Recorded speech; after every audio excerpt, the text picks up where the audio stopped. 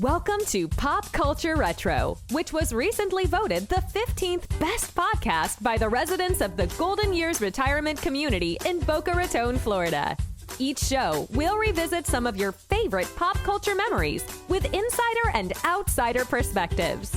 Now, please help me welcome your hosts, Ike Eisenmann and Jonathan Rosen.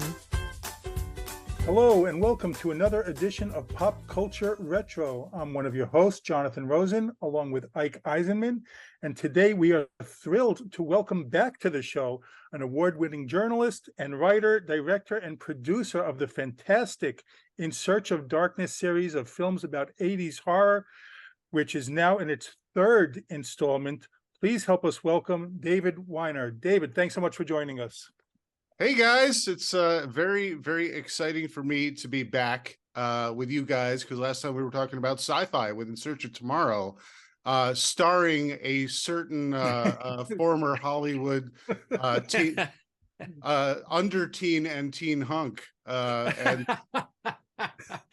think that's the first time hunk has been attached to me, but hey, I'll take it, man. I'm sure that you ended up either in Tiger Beat or 16 magazine. Yes? No? Yes. Oh yeah. Okay. Yeah. Okay. He says reluctantly, yes. Apparently I was a hunk and I didn't know it. I think I'm going to have to use that as your intro from now on, teen hunk. Yeah, you know what? I think I kind of like it. You know, but it's nice to be back with you guys. I appreciate you inviting me back, and I'm happy to talk about this stuff. But I really enjoy just shooting the breeze with you guys. Well, I do love horror. This was, like you just mentioned, maybe forcing Ike to watch a little bit. But let's start with we did have you on to discuss your excellent sci-fi documentary In Search of Tomorrow, and then even then I said we wanted to have you back to talk all about In Search of Darkness. So I'm a horror fan. I like writing it. It's just a fun genre. This is the third installment of your series. What is it about the genre that appeals to you? I love the creativity of it.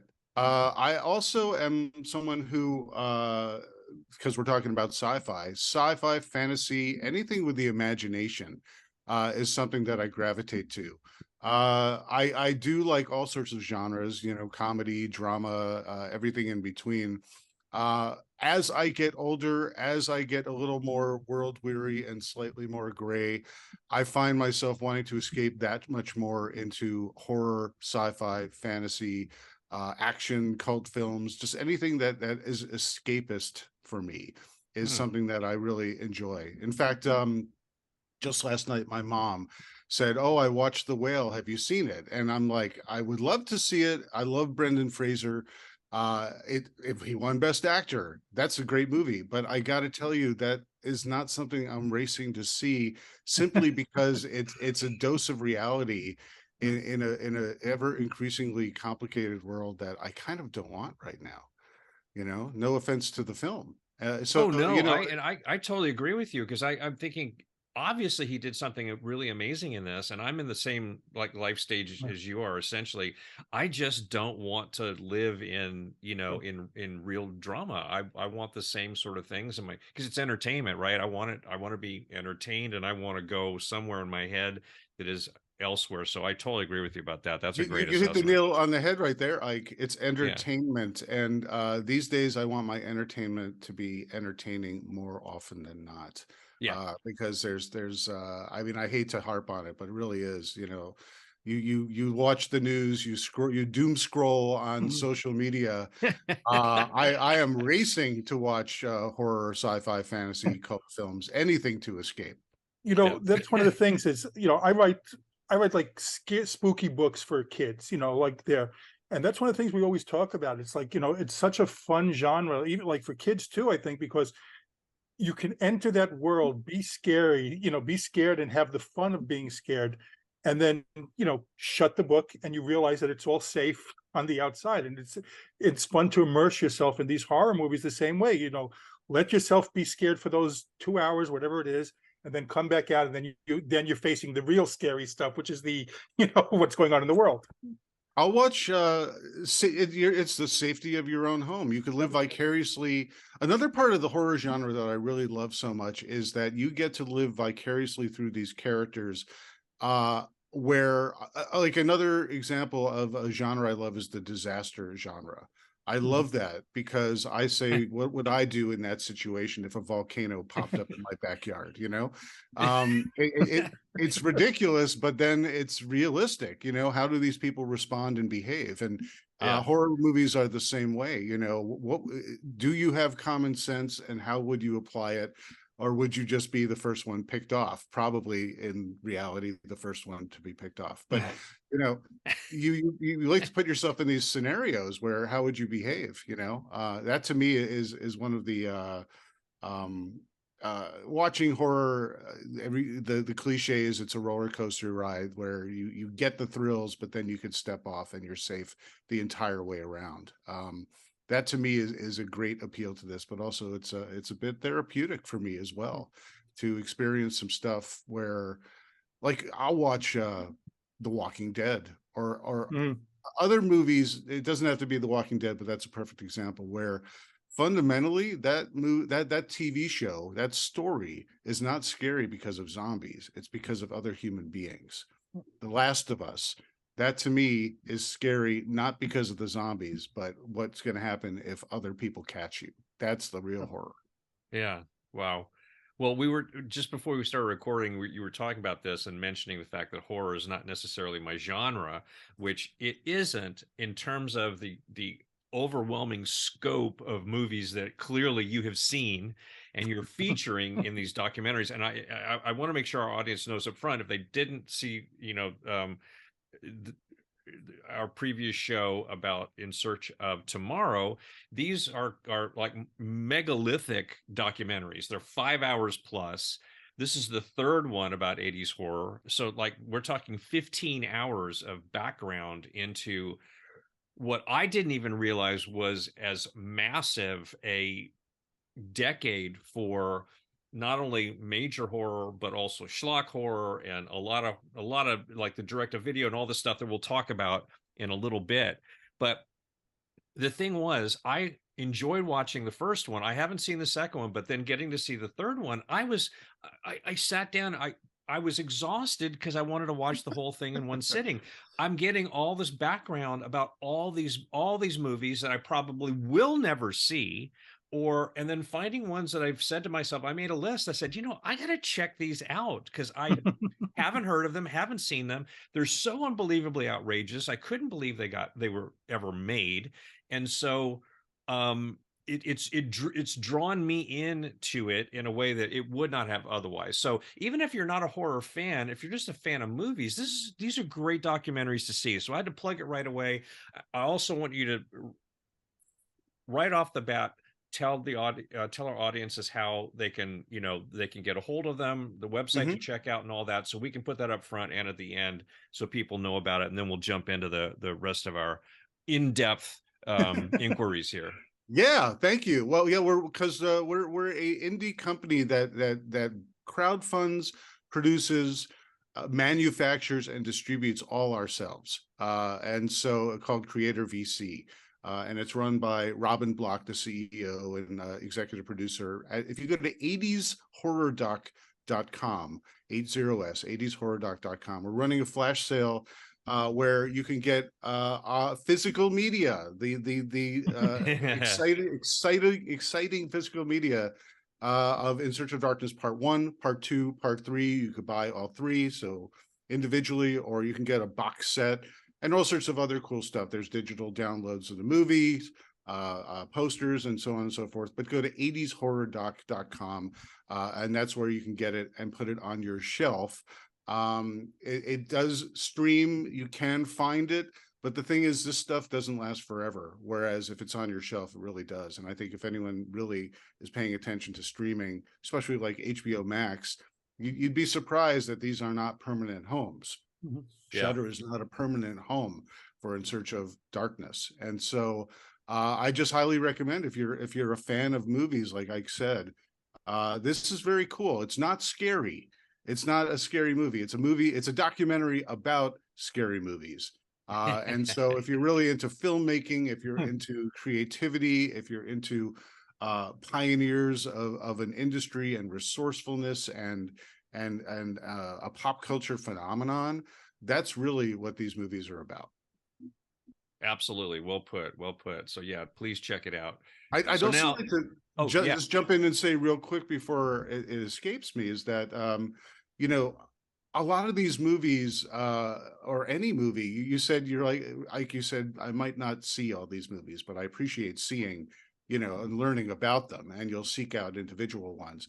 I sometimes forget that I haven't seen some of these films in their entirety. I remember recently with a 70s film called The Car, about a possessed car starring Ronnie Cox. I remember thinking, I've always wanted to see this movie and I never got to see it, but I'm pretty sure I saw it. And as I was watching it, I realized I hadn't seen it, but there was one particular scene that I'd seen in Terror in the Aisles. And which is another compilation that came out in the 80s about horror movies and the horror genre. You know, Nancy Allen and Donald Pleasance hosting it and talking about this, you know, scary movies and the whole genre. That is a sort of a template for what In Search of Darkness movies are all about. But it's kind of funny because like your memory plays tricks on you. You're like, I know I saw that movie, and then you're watching it and you're like, oh wait, maybe I didn't. Maybe I saw like some really great clips that just dug into my brain. It's kind of interesting, you know, how your memory works. Oh, definitely. So now jumping back to the very beginning, which horror movies do you remember being a fan of as a kid? I was the ultimate monster kid. I was a famous monsters kid. On screen and the magazine. So the classic Universal monsters were the first ones that I was exposed to. I don't even remember the first horror movie I watched. I just remember a steady diet of Frankenstein, the Wolfman, Dracula, Creature from the Black Lagoon. An early all-time favorite was Abbott and Costello Meet Frankenstein. I love that. Because that's yeah, you and Jonathan, this is great. that's like the greatest hits movie with comedy and scary moments when you're a little kid, you know. Oh, it's so great. It's so great. So I kind of grew up watching all that stuff alongside, you know, Godzilla movies and Gamera movies. And I grew up in upstate New York, where they had the 4:30 movie every afternoon. And the 4:30 movie every now and then would have a themed week, and they'd have Monster Week or Planet of the Apes Week, or, you know, Edgar Allan Poe Week with Vincent Price movies. And that was my steady diet to discover all sorts of films. Like where else are you going to see Young Gary, Monster from the Deep, you know, or Ray Harryhausen movies and Sinbad movies. I was just a monster kid through and through. And the long and short of it is that ultimately evolved when all these supernatural movies were coming out in the 70s. Like, you know, drafting off of Rosemary's Baby, you've got The Exorcist, you've got The Omen, Amityville Horror, The Car. You know, movies like this were all that anyone was talking about, and so I wanted to see them, probably when I was too young.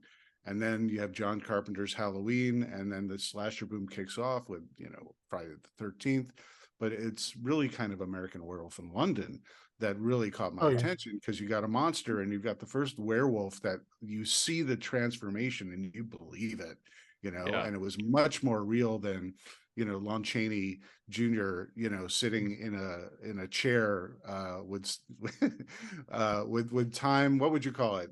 You know, the time stops and The hair growing. The hair's growing, and the teeth come in and you start doing this, you know.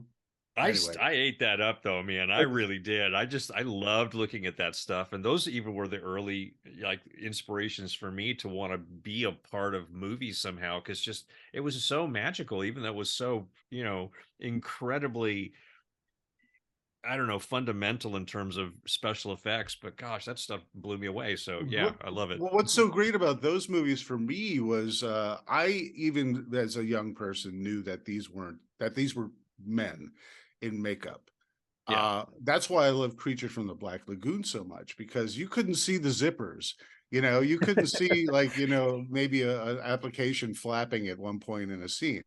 That was a monster through and through that I know that they found to star in their movie, you know? Well, we're talking about, this is the third installment of In Search of Darkness. And when you go into it, I'll admit there was this feeling of what could possibly be left, you know. But when you start watching, you go on thinking, "Oh yeah, I remember that one." And was the decision to make a third one because I wouldn't know if people commented, "Hey, you forgot this one or you forgot that one." Is you know, that was it. Throughout, especially from the very beginning. You know, when like I said, these are crowdfunded projects, and so when we did the first one, the weight of the world was on my shoulders to take on an entire decade in one film that was already only going to be about 2 hours, maybe 3 hours, and ended up being 4.5 hours. Still, you cannot tackle a decade that has anywhere from 700 to 1,000 plus movies, depending on how you look at them in terms of cross genres and subgenres, and a whole world of filmmakers, not just America, you know. But with the first one, I focused on the first one. The first one I focused on North American films and the big heavy hitters and the franchises and the sequels, with a lot of little eclectic titles mixed in. And I remember off the bat, it was actually a great compliment that people were paying attention and saying, "This was great. Why didn't you do this?" Or, "Oh, it's too bad you didn't include this." Or, "It's a crime that you didn't include this filmmaker," or something like that. Where's Fulci? You know, where's Argento? Where's Shinya Tsukamoto from Japan and Tetsuo the Iron Man? That should have been in there. But that was just information for me because we got a chance, you know, another time at bat to do part two. And then I said, great, now I could really spread my wings and I could do international horror. I could do a lot of the more straight to video stuff. I could get more of the people. They're like, well, why didn't you talk to Tom Savini? Why didn't you talk to Robert Englund? You know, where was Ike Eisenman and all this stuff, you know? But you know, I was doing horror on television. That was it. It wasn't a movie, so I couldn't be a part of it. But it's one of those things where, you know, listen, it's not like we called them and or we chose not to call them because we didn't want them. You know, it's a very complicated process when you're starting out.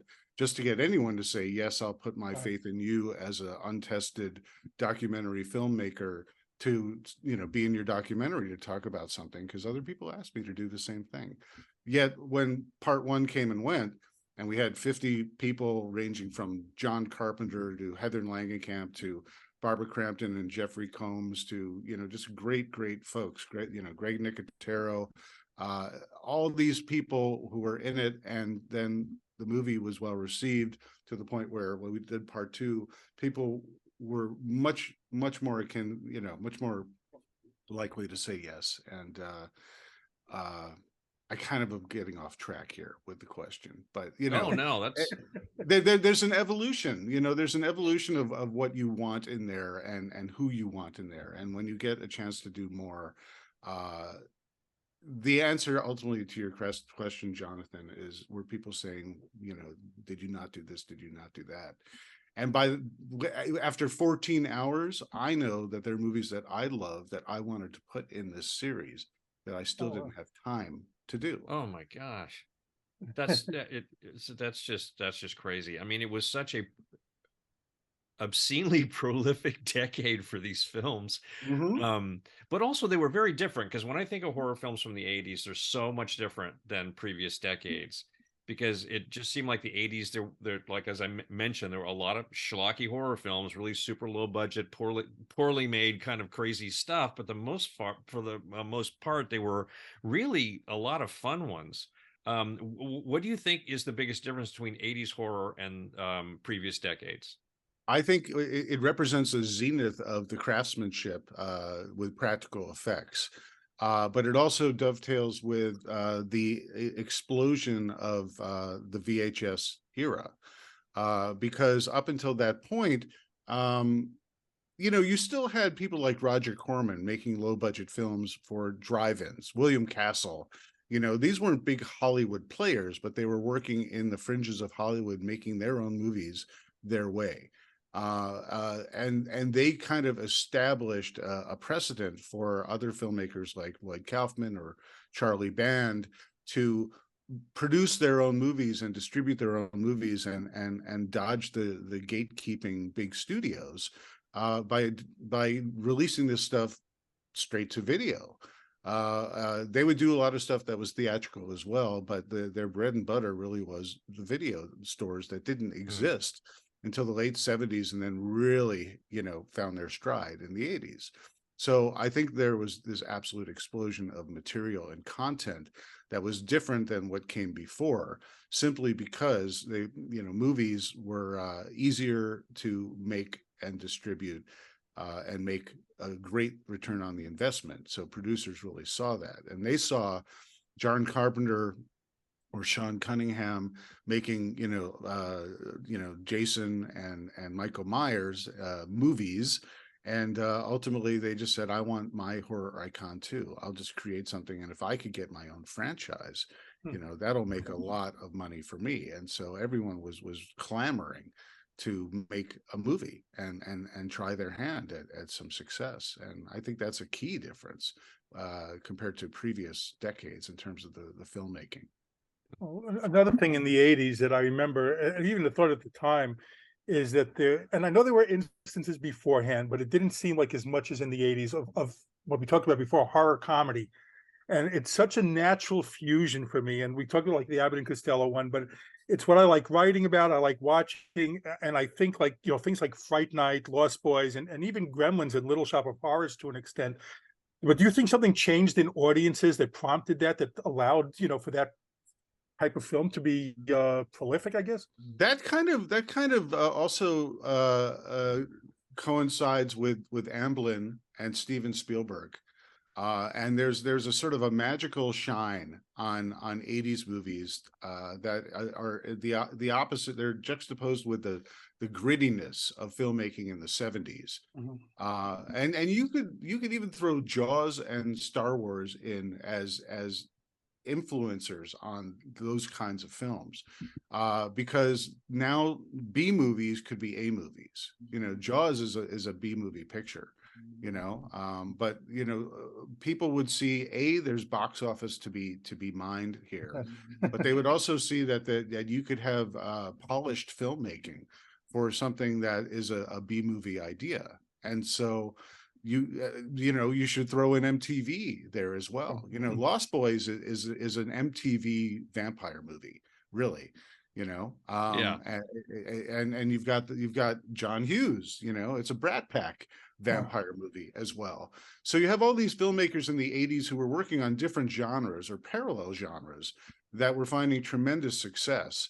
And so you would have people, you know, like Joel Schumacher or Joe Dante, looking at the success of other films and saying, I could pitch a studio on this and make it a big box office hit by packing in, you know, Brat Pack style stars. Or with Fright Night, Tom Holland would say, you know, listen, I think with all these slashers, I want to go back to my roots. I'm going to go make a movie that's about the vampire next door. And it's also a love letter to Zachary and the horror hosts that I loved growing up, you know, by putting Roddy McDowall in, you know, great in that. Peter Vincent. And so what's the theme here? The theme is filmmakers are always looking at other filmmakers. Producers are always looking at other producers and seeing what's a hit, what audiences are clamoring for and gravitating to, and they want to mine the same part of the mine. And you know, I'm using that word mining a lot, you know, but they want to go because there's gold everywhere. You just have to know how to find it and work for it. Another fascinating thing that you discussed in the documentary, which I also remember well, was, you know, you mentioned the video store aspect was at the time, but there was this whole stigma related to watching horror films, and like you had to do it on the down low because, you know, people considered them weird. And I know I kept them from my parents. I snuck them watching from my parents. So if you liked horror, like you said, you were considered weird. And all these newscasts and magazine articles were saying how if you watched horror movies, there were dangers involved for you. So can you expand upon that a little bit? Well, around the 80s, that was sort of this sort of growing backlash of the quote unquote moral majority, which arguably was neither. But what they wanted to do was they wanted to bring America, they wanted to make America great again. And in their mind, that meant controlling our media and taking the moral high ground of, horror is bad. Horror leads to horror, and Dungeons and Dragons and all this other stuff leads to devil worship, and worse for your children. Heavy metal music leads to drugs and the devil. And so they wanted to get their hands in this stuff, and if not censor it outright, they wanted to say this is wrong and we want to show you, so we could be elected on the next cycle that we're being proactive to save your children. And horror movies and music and books, it all gets caught up in this cycle of discussion, of news coverage. Filmmakers will give them the finger, and do what they want. Kids will recognize that, and they'll want to run to their albums and play them backwards so they could hear the devil talking to them and see what the message is. And at the end of the day, no one really believes that, but it's fun, and it's fun to be rebellious. And the more people push back against that kind of stuff, the more rebellion gets larger. History tends to repeat itself, and that's kind of where we are today again, sadly. Well, just it fascinates me because I didn't get into a lot of these movies. I did not get into video games. There were these whole chunks of technology and distractions and entertainment value that didn't pull me in, and so many people had so many problems with so many of them, as they still continue to do today. And yet more great careers have evolved out from all of those poor kids who are watching all this stuff. They're now richer than God, incredibly gifted, and doing amazing things. So everyone who tried to push against it really failed so miserably in so many different ways, and I'm certainly grateful for that. It's reverse psychology. When there's pushback, people just want to do it that much more. I mean, it could be, it doesn't matter what it is. Once you make it forbidden, people want it. It could be the most mundane thing. And I personally, my experience was, I was one of the kids who sat in front of that TV way too close for way too long, and TV rots your brain, but I think I became a smarter, more worldly person just from watching the world and people's perspectives and people's storytelling through a small square, black and white for a very long time. Listen, I learned some things from television that helped me in my life. Like, listen, you could do a Duffy Moon, that kind of thing. You laugh, but that is the kind of simple after school special message that resonated in my preschool, lizard brain that sticks with me to this day. That's awesome. It's a positive stuff. Yeah. Oh, that's awesome. Well, getting back to the documentary, did you discover some films you hadn't known about, or were you pretty much familiar with everything you covered? I think by the time I was getting to part 2 and especially part 3, there were so many titles that if I had known about them, I probably hadn't seen them. What we've done with these movies, especially with part 2 and part 3, is that we have gone out to our audience and said, what do you want to see? And like you said, Jonathan, people are saying, why didn't you do this? Why didn't you do that? Or this needs to be in the next one. I, ever since part 1, have been taking copious notes. I'm like, oh, someone wants this. People are complaining that this isn't in here. Oh, I've never heard of this title. I got to check out and see if this would be good to cover for the next one. This is the kind of stuff that informs a lot of these movies. Well, you touched upon it a little bit. I wanted to ask, that's one of the questions I did want to ask you is about, you know, especially that first one, the first documentary, you have so many great icons. So how difficult was it to get these people to show up and say, you know, oh yeah, sure, I'll talk about it with you. Some were easy and some were hard. Some were people like absolutely, and some people didn't even respond. And it took lots of coaxing.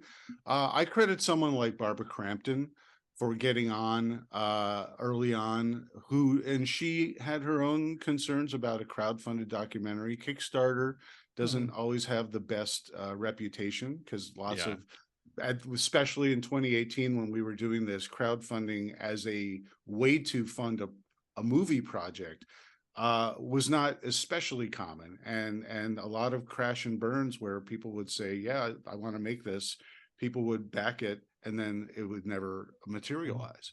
There's some films, and I won't name names, but there's some films that even when we were crowdfunding back in the mid teens of the 2000s, however you say these things these days, they still haven't materialized, and I don't think that's people trying to rip people off and take their money. I'd like to give people the benefit of the doubt, but the cost of making these things is much more gargantuan than anyone would think. They're like, well, how hard is it? You get a bunch of people, and you get some people to sit down and talk to you, and what does that really cost? But there's development costs, there's production costs, but the monumental cost is the marketing and the manufacturing and the distribution, which is it's titanic, it's huge, and that takes a huge amount of your budget. And so when you crowdfund a project where you're saying, we're gonna send you all these things, including the movie and the goodies, between the time you're crowdfunding it and the time that you're actually ready to do it, if you get that far, you're going to realize that prices have gone up immensely, especially after the pandemic. Inflation, you think eggs are expensive. Imagine having to manufacture a small batch of documentaries on Blu-ray and then sending them out. It's really, really, really, really, really expensive. So, yeah, I mean, back in my when I was doing production projects, and just even considering DVD and I mean, before Blu-ray, for goodness sakes, I mean, just all of the expense that goes involved in simply creating the file that they need to produce the discs. It is amazing. And yeah, there's a lot of stuff, because I was going to ask about this earlier. I mean, with all of these titles and all of this footage that you used, did you have to pay for any licensing to use them in the documentary, or is there a fair use agreement that falls into play with copyright and all of that? And how did that work? It's a variety of stuff. Ultimately, you have another expense with making these things is your legal team. Yeah. Making sure that you can put this movie out, and that everything is accounted for, so you don't get sued. You literally can't distribute this unless you get it insured. And so you have to get this insured. You have to have your legal vetting. So you have a team who's taking care of that. There are some people who are giving you their, like, I'll work with someone like a makeup artist. I'll sit down with them, or even someone like you, Ike, and I'll just say, like, do you have snapshots from the day that you were on, or Polaroids from the set? You just make a request and you say, can you send me stuff that you've got? If I'm talking to Matt Winston, he's got an archive of stuff of, Stan Winston stuff, and he's very generous as long as I properly credit it. So, it's a variety of different things. But at the end of the day, I fortunately don't have to worry too much about that. I can basically make the movie that I want, as long as everything that I'm putting in terms of, thousands of clips, I'm sourcing them correctly, I'm crediting them correctly, and I'm using them within the context of fair use when it requires that it ultimately, you can't run things for very long, you can't have songs for very long. There's all these elements that you have to make sure that you're doing it legally correctly. And it's very complicated. And I'm on the fourth movie doing these long form documentaries. And every time it's like handing in your paper at the end of the term, you know, it's just like, please don't be harsh when you grade it, please, you know. Yeah. Sorry, I used that contraction. Please don't take grades off for me, you know. So yeah, and so inevitably when I send it in for the legal review, I always have to make little changes here, you know, separate certain things. I have to remove this. I have to explain the context better, or I've got to lose something. It's very intricate. Yeah. And also, Jonathan, I just wanted to say earlier about in terms of getting who we wanted. Prior to making these movies, I worked as the editor for Famous Monsters of Filmland in 2015 and 2016. And prior to that, I worked for Entertainment Tonight for 13 years. And I also have worked for The Hollywood Reporter and LA Weekly writing pieces. So I'm very, very comfortable reaching out to people and asking to have them, you know, sit down for me. And, you know, they either know me or have established a relationship, or they have no idea who I am, but I kind of know how to sort of make a request. You know, Ike, you and I connected through a friend of yours. Yeah, which is so crazy. I mean, it can be as easy as that sometimes. but well, and that's the thing, you know. So it's kind of by hook or by crook, you know. Like I always find that versus just a cold letter saying, "Hey, I admire you. I'd love to have you be in here." I'm a big fan of the backdoor entry of, you know, cousins, roommates, father's neighbor, you know, Yeah. who goes golfing on Saturdays, or, you know, who meets Ike at Epcot Center on Wednesdays for you know, a martini, or Club 33, you know, one of the waiters, you know, whatever it is. You know, I asked because I have to do that for this show a lot. I reach out to people and say, would you like, you know, we'd love for you to appear. And it's, you know, it's a little bit easier now that there's a body of work behind it that, you know, you could send the link. So it does become a little bit easier. But I've had people, you know, flat out tell me, like, either ignore, or some people just say, no, you're not big enough. Just well, and that's the reality of things. Right, Like, yeah. listen, and you also, I think people don't necessarily consider that some people are just bombarded with requests all the time. And Sure. so they might want to do stuff like this, but they're like, at a certain point, they have to draw the line, or they're just like, I've said what I need to say at 5 different places, including all the, you know, production resources of what I've done for my own stuff. I think I'm kind of done, you know. But other people, out of the kindness of their heart, or they, you know, but like you said, you know, you have to establish yourself and show the work you've done. That's kind of the litmus test for, I think, for anyone, is just like, sure, some people out of the kindness of their heart, or they have an opening of the schedule, they're like, sure, why not? But they're going to look and say, well, who is this person? What have they done? They need to demonstrate they're capable of doing something, and let me see an example of their work. And I do that all the time. Even if I want someone to be in one of my documentaries, I will still find them on YouTube and go to multiple sources and see, are they good on camera? Are they comfortable on camera? Are they articulate? You know, they might be one of the greatest writers in the world, but if they can't speak on camera and form a coherent sentence because it's all in their head and their fingers, you know, I might have to reconsider what's going on. You guys, by the way, have had amazing guests. So you got Burt Ward and Robert Hayes. I know Cher is listening. One day Cher's gonna come on. Cher, if you're listening now, I know that this is the show you want to be on. Absolutely. well, is there like a major name, and you might not want to say it, of someone you really wanted to be involved in one of these 3 that you couldn't get, or for whatever reason wasn't able to be a part of it? Yeah. Like Clive Barker, for example. Clive Barker is one where we've even spoken with him and done some back and forth with him, and it just didn't work out. I mean, I think when you are reaching out to someone saying, would you please, you know, either donate your time, or, you know, we'll pay you a little bit, but just give us some attention and see us and spend some time with us.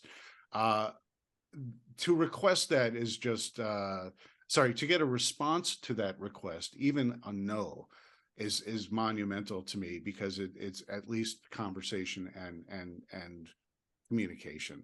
You know, I always love getting the most respectful no. Like I went for In Search of Tomorrow. I reached out to get Drew Barrymore, you know, and her people responded and said, "Thank you so much for thinking of us. We wish you documentary the best." Unfortunately, Drew is balancing a show, a family, and X, Y, and Z. So frankly, she doesn't have enough time in her day, but we wish you the best. I think that's a great answer. And that's really, really, really, really nice. And so, you know, but you got to swing for the fences, you know. Yes. I know I'm going into sci-fi, but like Ivan Reitman, I never would have expected Ivan Reitman to say yes, but we reached out to him, and surprisingly, he's like, "Yeah, sure, I'd like to do that." And you know, you have this moment of like, "Bah, I can't believe it, really." But I had experience doing that when I was at Famous Monsters. You know, I kind of would use my X-ray vision and say, who here was who here was a Famous Monsters fan when they were a kid, but now they're a huge person, and I can kind of see it, you know. And so I would land people, everyone, literally just by asking, you know, nothing ventured, nothing gained. You know, J.J. Abrams, you know, James Cameron, you know, Mark Hamill. I was like, I want to do a piece on Logan's Run, and next thing I know, I've got Jenny Agutter and Michael York, and I'm sitting at Michael York's home talking about Logan's Run. You gotta envision it, and you gotta learn how to be asking politely and diplomatically, but also be tenacious without being obnoxious. No, one of the That's a whole tangent on how to request. Yeah, exactly. How to beg people to be in your movie. A little master class here. I agree. Like I always feel the same way as you. Know, it doesn't hurt to ask. It worst you hear is no. But and most of the people we've had, like overwhelming majorities, like could not have been nicer. It just really, it's been amazing that they're willing to be so gracious and share their stories with you. Once they've committed to sit down with you, usually it's smooth sailing, because they've already made the decision that they want to talk with you. So most of these people are really cool, down to earth, and it's really wonderful. Listen, you know, when they're on the big screen, it's a different dynamic when you want to talk to them, because you get all nervous and you think that they're whatever they are, but everyone's a human being. And when you meet one of your heroes and they're just so down to earth and just like a friendly person that you're like, yeah, I think I could have like a coffee or a beer with this person too. That's great. And that's ultimately the sort of connection you want to be able to give your viewers. Well, which guest do you think that you had on probably told you the most surprising stories that you had no idea about?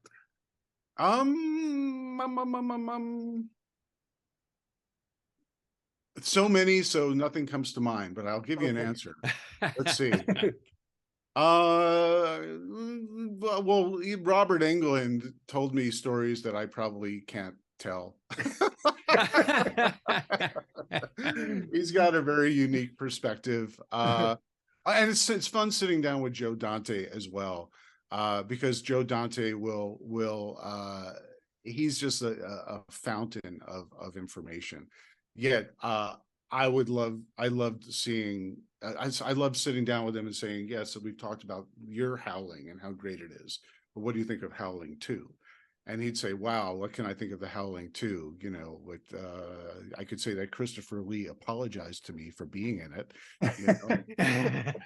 You know, that those little off the cuff remarks are great. You know, what do you think? You know, what do you think of other vampire movies? Company of Wolves. He's like, well, I can tell you that Neil Jordan said, I want to make a movie that's not shit like the Howling.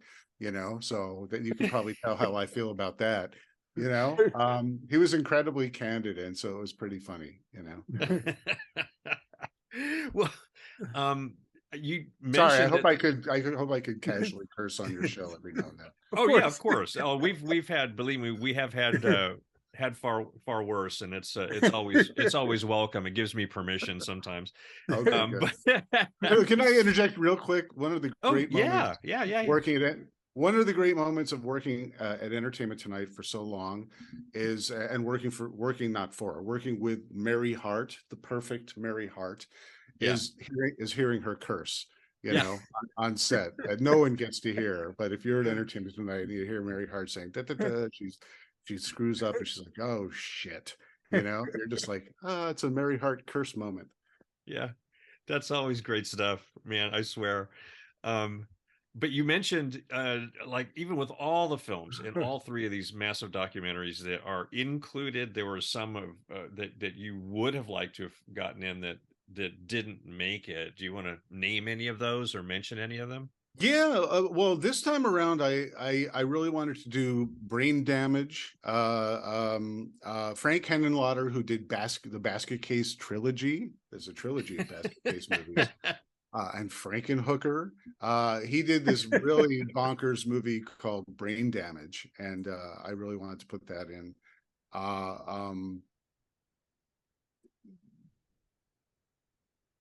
My mind goes blank because there are hundreds of movies. I am sorry that my mind is going blank, but it's like when you've already crossed over, 250 movies plus, and that seems like a low number, that you've really already poured over. There's certain things that you just are like, I've really resigned myself to the fact that just I can't fit it all in. Yeah, and after incredible. 3 movies, I knew I was going to get maybe raked over the coals by by the 3rd time, you're still not doing this movie or that movie. And it's just like, unfortunately, I'm not. I just can't fit it all in. And so I've resigned myself to the fact that this is what you get. And you should be pleased to know that there's more. And what's cool about the way I've done these films is that knowing full well that I can't fit it all in. I do 2 things throughout the entire movie, and people have done this on Letterboxd, where they put in not only the movies that are covered in each year, but they'll also do the movies that are referenced. And so everything from a wall of posters of movies that aren't in this movie, so the way it works in terms of the structures, you go from like 1980, and then you have a chapter about something in between, then you go back to 1981. And every time you're in one of these years, there's these wall of posters that makes you feel like you're at a video store. And the camera kind of works its way around and then picks one. And then you find out more about that movie. You start with a little bit of the trailer, and then you start talking about it. People will always say, "Oh gosh, you were so close to the poster that I wanted, but you never got there." There's a movie I'm one of those. I'm going to interrupt because I had written down, I don't know if you covered it in one of the other docs, but a poster of a movie called Inseminoid. Inseminoid, yes. You swung past it, and I thought, oh my God, I have to know what that movie is about. And you didn't land on it. And I immediately went to Google, and I had to find out what a horrific concept that was. I said, I can't believe that one didn't make it in here, because it was just so disturbing to even. Well, there's always the possibility of putting that one in Search of Tomorrow Part 2. Oh, well, yeah, because I guess it is as much sci-fi as it is horror, but good grief. Yeah. Listen, alien insemination is something that we should talk about. It doesn't get talked about more and enough. Yeah, I have to agree. I never thought about it actually until I saw that poster, and I was like, wow, man. And I've got a dark imagination, but I've never gone there before. Well, people will talk about they're happy at least that it's getting some sort of visual reference, Yeah. And what I also do is, while people are talking, they're always making side remarks, and they'll say, well, the guy who directed this and this title, which we're not going to cover, but I'll flash to the poster, or I'll show a clip from it or something like that. In the conversation, this actor who did this, or it was an homage to that. I can show a quick shot of all these other films that we won't have time to actually talk about, but as a visual reference to just show you that there's a world out there of titles that I might have wanted to get in, but I didn't get in, or about, and you're like, why don't you? Well, at least you talked about it by showing a piece of it, Well, considering all of these horror films from so many, like, such a range from studio ones down to the direct-to-video ones, this might not be a fair question, but which do you think was the most influential horror film of that decade? One particular horror film, very, very hard to say, because it's kind of interesting. The Shining is one that comes to mind as very influential, but that was in terms of just mainstream appreciation of horror, because it's Kubrick, you know. And I know you're a big fan of Kubrick in 2001, but you know, you'll find out in Search of Darkness, the first one, when we talk about The Shining, that it was not well received by. No, I remember it not being well received. I even had a hard time the first time I saw it in the theater. I thought, what did I just see? I wasn't even quite sure what I had seen. And yet every time I revisit it, I get more drawn into it. It's like one of those crazy films for me like that. But anyway, I'm glad to hear you. I would say it probably has to be maybe Nightmare on Elm Street, you know, because that kind of is a perfect hybrid of the slasher genres. Oops, hang on one sec. Plug in before my computer says goodbye. All right. Nightmare on Elm Street, absolutely, because I think at that point, I think people were, especially filmmakers, were like, we need to move beyond this slasher genre. I think it's getting a little, you know, played out a little bit. But how can we create some sort of iconic villain, create a franchise, but also get a little supernatural and phantasmic, and I would say of all the franchises, even compared to Friday the 13th, the Nightmare on Elm Street really had some power in terms of, you know, every time a new one would open, the box office was huge, really starting with the third one, Dream Warriors. And so as sort of the Kickstarter to, you can take an established genre and breathe new life into it. I think what I look at is influence and success at the box office, if you want to pick one film. Well, I think with that also, it's Freddy Krueger is such a great character. It's, you know, and that's one of the things that I did like. That character evolved. It just became the humorous character. It's like you liked seeing him. You liked seeing that killer on the screen. You forget that he was a child molester who was Right. scary, you know? Exactly. Exactly. But yeah, like, you know, the one, you know, one is one, but two got even darker. But then three, it became especially quippy Freddy. But once Freddy was in the mainstream, everyone wanted to see it, you know, to the point that they did a 3D Freddy movie, you know, Freddy's, what is it? Freddy's Dead. And yeah, it's very hard to choose one, you know, in any decade, really. Because even if I'm, you know, happy to just choose one and one alone, you have to look at one of the reasons, what the criteria is. Why is it the one thing that's the most influential? Is it box office? You know, did it influence other filmmakers?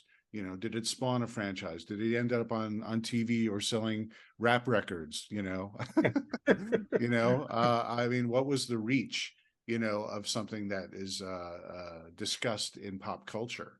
You know, did he host MTV at any point? I think Freddy Krueger kind of ticks all those boxes. There were several rap records about Freddy, actually. That decade. We just did an episode that we haven't aired yet about, you know, Village of the Damned, and you touched upon it in the documentary with, you know, the kids in horror films.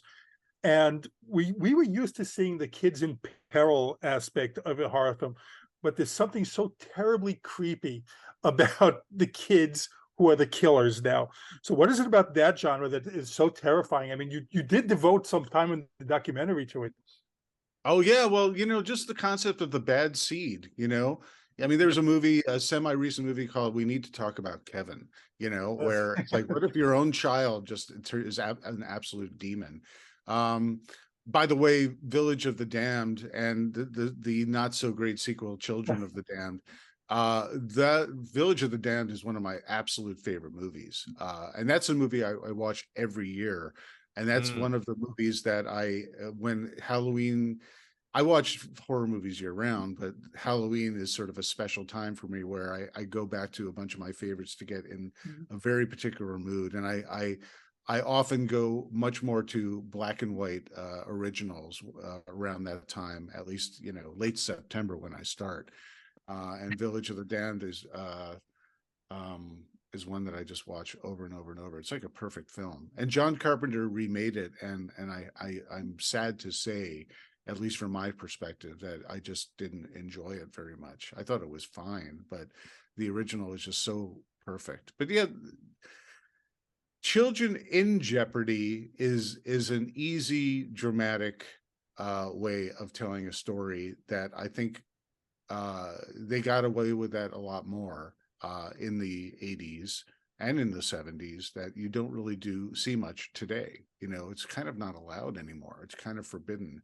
But the ones who are the evil children, that to me is always unpredictable. The Omen is such a great film because not only does Damien, the son of the devil, have these powers.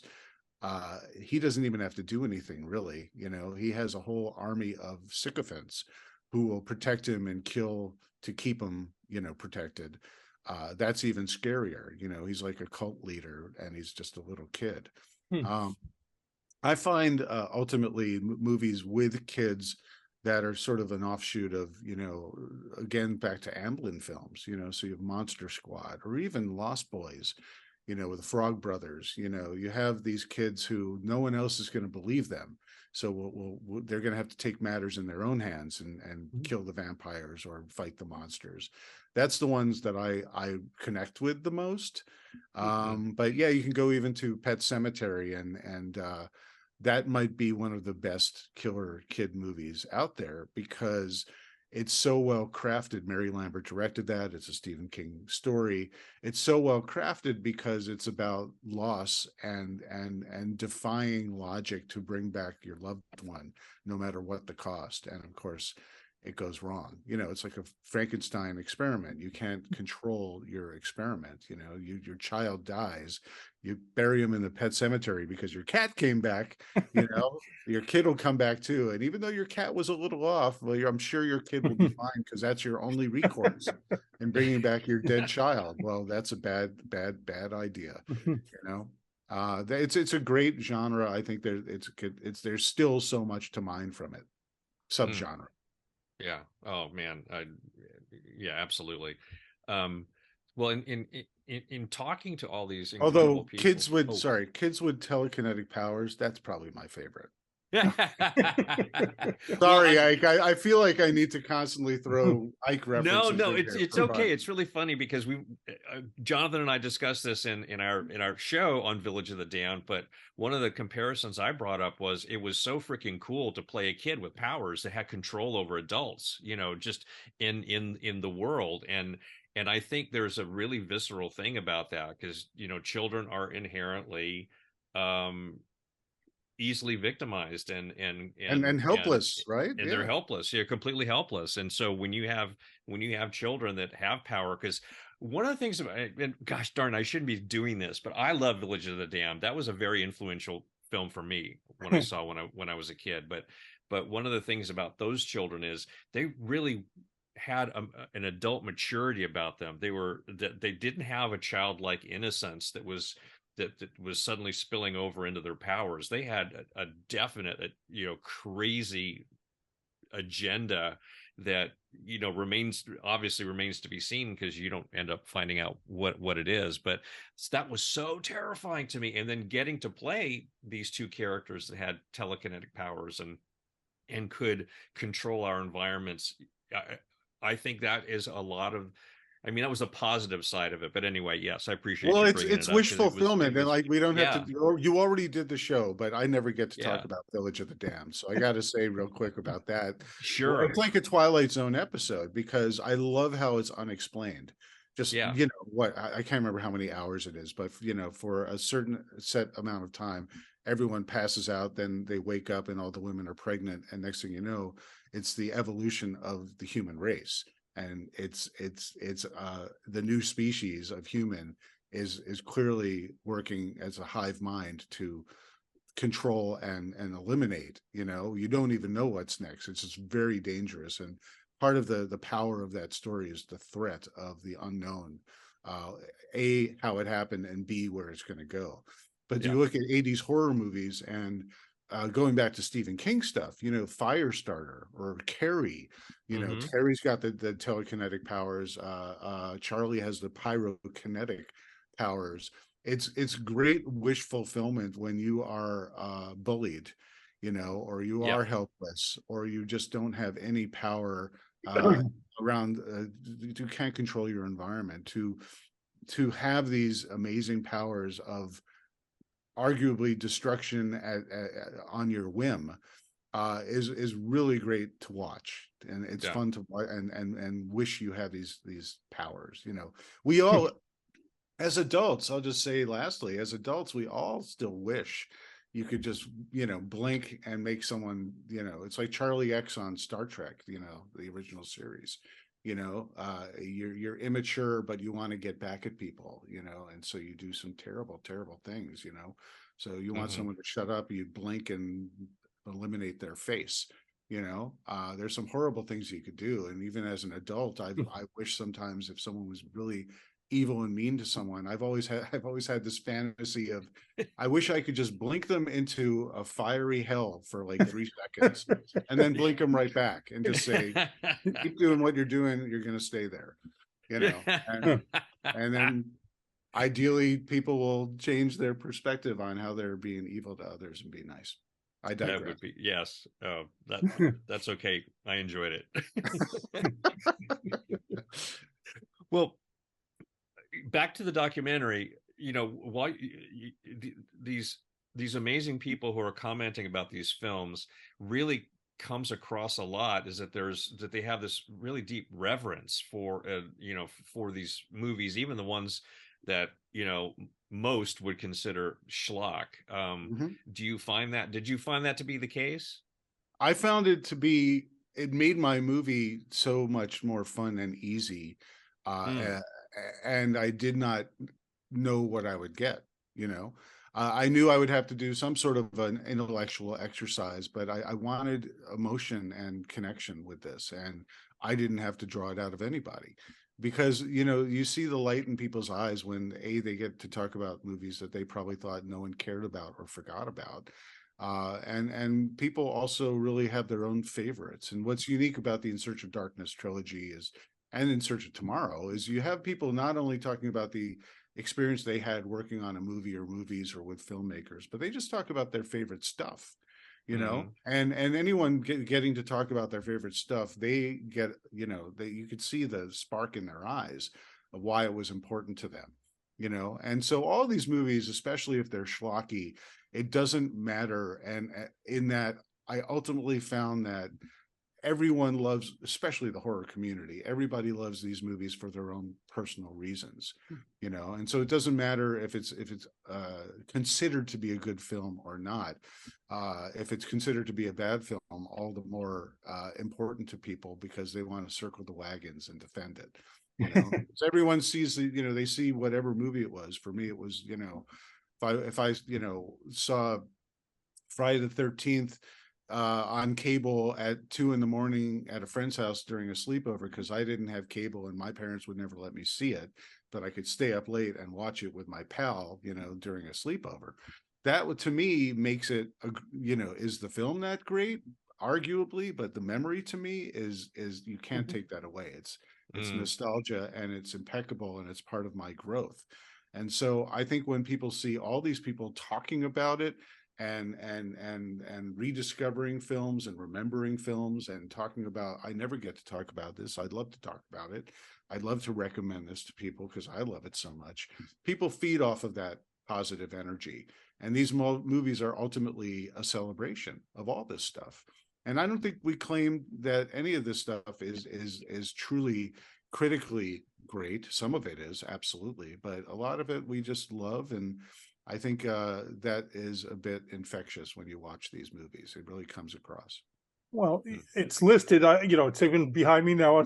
You can see on the screen the final one, but you mentioned there are so many more that you still haven't covered. So there's no talk about another one at all? Actually, there is. Robin Block is already like, listen, like a great Friday the 13th, the final chapter, but we'll still do 4 more and counting, the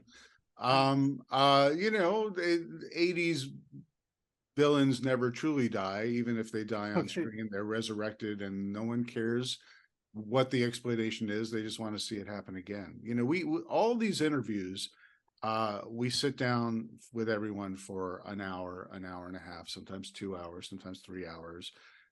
Ike, what I'm talking about, and out of all that raw footage, only a small percentage ultimately makes it into the final cut. And there are movies and discussions and ideas and conversations that just have not even been seen by anybody.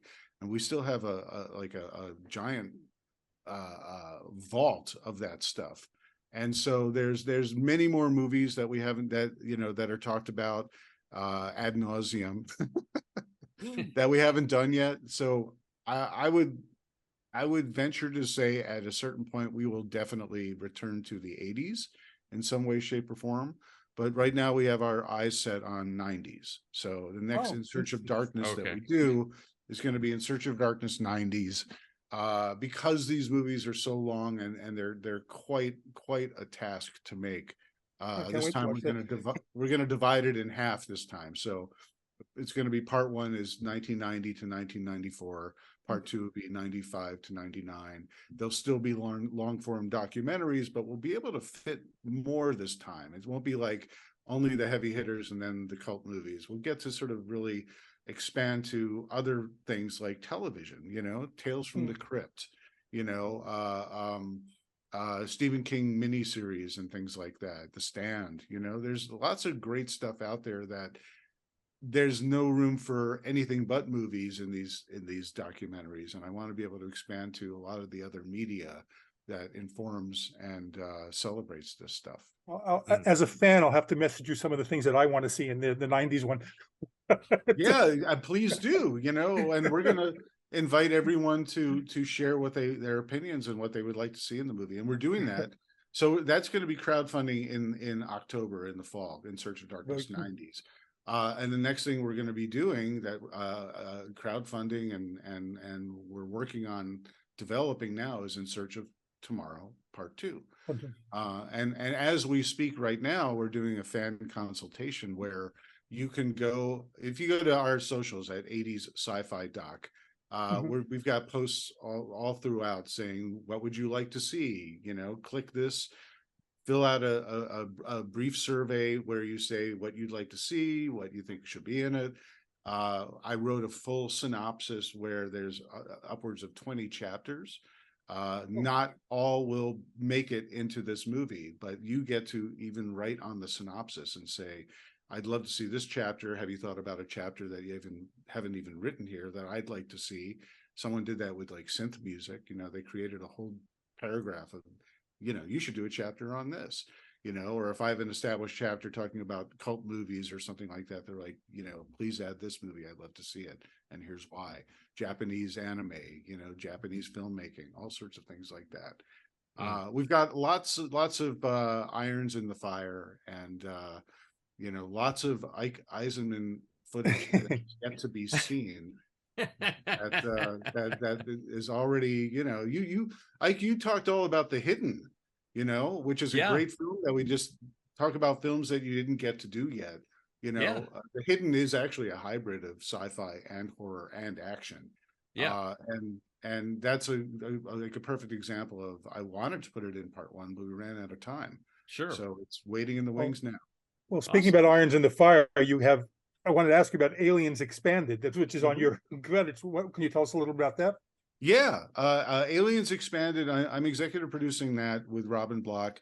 The director is Ian Nathan, and he was the editor-in-chief of Empire magazine in the UK, and he's a great author. He did a book called Alien Vault and Terminator Vault, and he's sat down and had amazing interviews and done books and biography books of Ridley Scott and James Cameron and Peter Jackson and he's got an amazing take on Alien. So what we're doing, this is called Aliens Expanded. Aliens. It's called Aliens Expanded, and rather than take a look at a decade, we're now getting a focus on a deep dive on one particular individual film. And if this does really well, we could do that for all sorts of other films. You know, Terminator, The Thing, you know, Road Warrior, whatever you would want to see, and people want, you know, to contribute to in terms of making a documentary great. So yeah, Aliens Expanded is it's not just a making of, because that's been done. This is sort of an expanded look about the making of the film, the influence of the film, the offshoots of the film, the theories, the arguments, the directors and television cut versus the theatrical cut, all the elements from the people who were in it and who are experts about it. It's in production right now. Awesome. Can't wait to see that. Well, before we let you go, we're going to get out your social media. We want you to say it again before we let you go, but we were talking about it. We were discussing this. So we're curious to know what's on your Mount Rushmore of 80s horror. So, and it doesn't have to be what you think are the best or what the most influential, just your favorite from the decade. We have ours, which we'll discuss also, but we'll list, but we want to hear yours. I'm gonna have a slightly alternative Mount Rushmore because I think we all know the obvious ones. So I'm gonna put the Tall Man from Phantasm. Oh, I'm gonna put the Kessler Werewolf from American Werewolf in London. I'm gonna put the Creep from Creep Show on there, and a fourth one would be one of the Humanoids from the Deep. Okay, now this is a totally different take on Mount Rushmore than we usually have with people. Yes. You literally pick characters' faces to be carved into the mountain. We were actually we were digging more for titles. So, but that's awesome. I love it. Well, yeah. Well, I mean, I figure you wanted, like, you know, Freddie and Jason and Chucky and we were curious which that's movies. Obvious. So I thought I'd do a little more eclectic bunch. That's great. And carved on the back would be Cujo's tail that gets to wag. You know? Oh, there you go. Oh my God. No, that's fantastic. Well, I came up with titles, and of course I sort of had to scramble because we've already covered the fact that I don't, you know, that horror is not necessarily my thing, but The Shining definitely. Let's say my Mount Rushmore of movie posters. The Shining for sure. Aliens is another one. Gremlins, and I was so glad that you actually included Manhunter as a horror film in this in Search of Darkness 3, because that's one of my favorite movies from the 80s. You know, period. So those were my picks, and I know Jonathan's definitely got his. He had to narrow his down. Well, I'm going to get killed because, again, horror comedy is it for me. I love horror comedy. So all the ones that everyone say, oh, that's not horror, but I don't care. I listed it as horror. It's, you know, Gremlins, Lost Boys, Fright Night, and Ghostbusters. To me, those are the ones. I count Ghostbusters as horror because it's all, you know, supernatural stuff. Ghostbusters is one of those movies that you can't say it's a blank genre film. Sure. You know, yeah. I think it's just comedy. It's a comedy film first, but it's got supernatural elements. So arguably, that's got a foot in horror, especially in that first jump scare with the librarian. But it's very sci-fi as well. I wanted to. There's certain films that I've ultimately struggled with in terms of where should it be. Ghostbusters was one. I ended up putting it in Search of Tomorrow. But another one that is one of my all-time favorites from the 80s, one of my all-time favorites, period.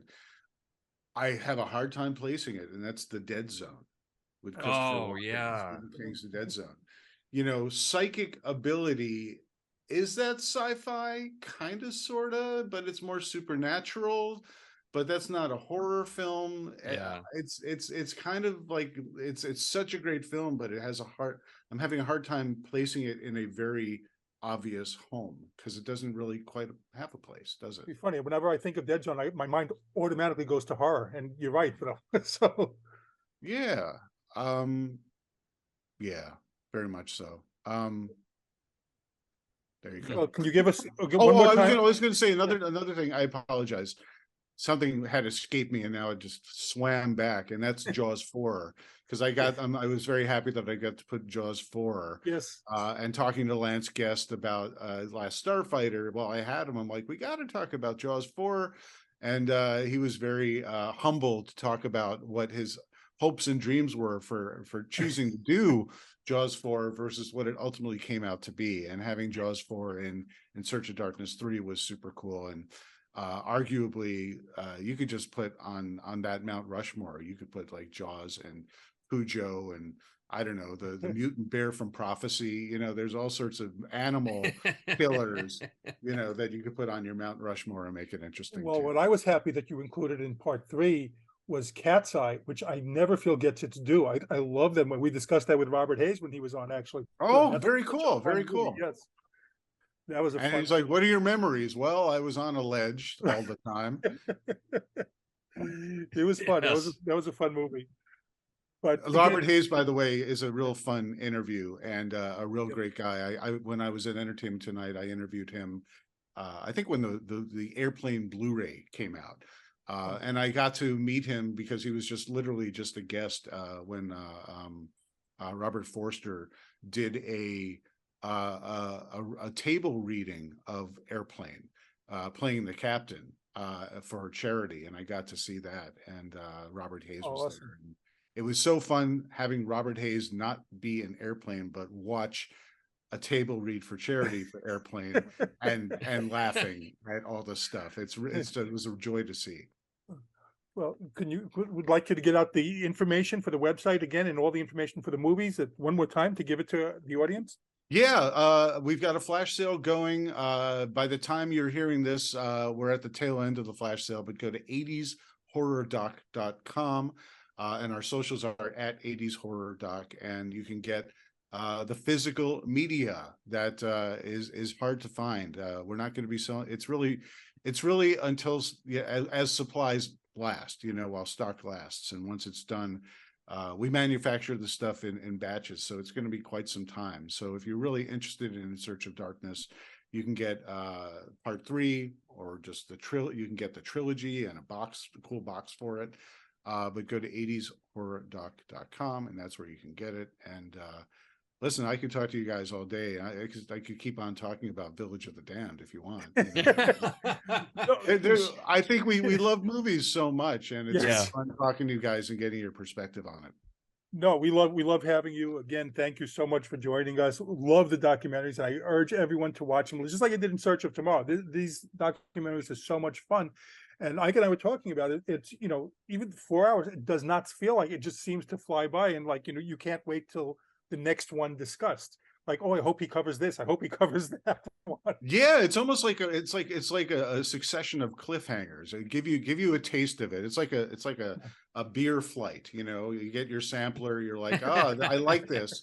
I will seek out the bottle or get a pint. But okay, earmark this one. What's this next one? Oh, it's a little bitter. I'm never going to watch that movie ever. That's terrible. Guinea pig devil's experiment, not for me. That kind of stuff like that. But all credit to Samuel Way, who edits these and makes it fly. Paul Conshake does the motion graphics on these and makes it look really, really, like cotton candy. It's just we have a really great team that helps develop and make and market these, and we're real proud of our work, and we're overjoyed by the response that it gets from people. Well, it's In Search of Darkness, Part 3. Make sure you check it out. And again, David, thank you so much for joining us. And I'm Jonathan Rosen, along with Ike Eisenmann. This has been Pop Culture Retro. And again, a very special thanks to David Weiner. And please subscribe. Thank you for listening to Pop Culture Retro, where no one was hurt during the making of this podcast.